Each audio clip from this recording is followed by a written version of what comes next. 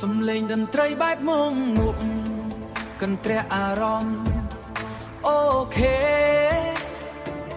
ស្ដាប់ម៉ែជេរាល់ថ្ងៃរហូតខ្លាចជាភ្លេងរ៉ែអ្នកស្រែដូចខ្ញុំមិនមែនល្ងងដូចម៉ែគិតទេចាំមើលទៅព្រះអាទិត្យមិនទាន់រះម៉ែđãហៅទៅជួស្រែ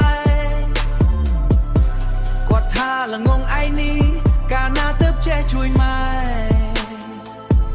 ដៃកាន់ដងជុំពីភ្នែកមើលទៅមេឆ្ងាយក្នុងចិត្តចង់ធ្វើធំមិនមែននៅតែនឹងបាយមហូបបាយម៉ែជេព្រោះម៉ែស្រឡាញ់ម៉ែស្ដីព្រោះចង់ឲ្យល្អតែសម្ដីអាល្ងងវាមកបុកចំបេះដូងកំពុងតែក្រនៅស្រែម៉ែដៀថាល្ងងអូខេម៉ែនិយាយត្រូវ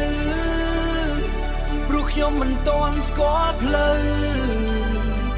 មិនទាន់ដឹងត្រូវទៅណាតែចិត្តខ្ញុំវាមិនល្ងងខ្ញុំមានក្តីប្រាថ្នាថ្ងៃក្រោយហៅខ្ញុំអាសិទ្ធិកុំហៅអាល្ងងទៀតណា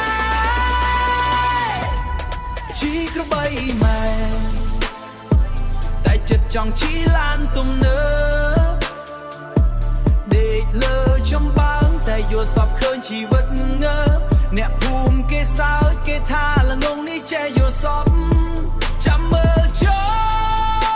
លថ្ងៃដែលអាល្ងងជោគជ័យផ្អើលអស់អ្នកស្រុកអ្នកភូមិឲ្យស្ងប់ម៉ែអើយម៉ែជេចង់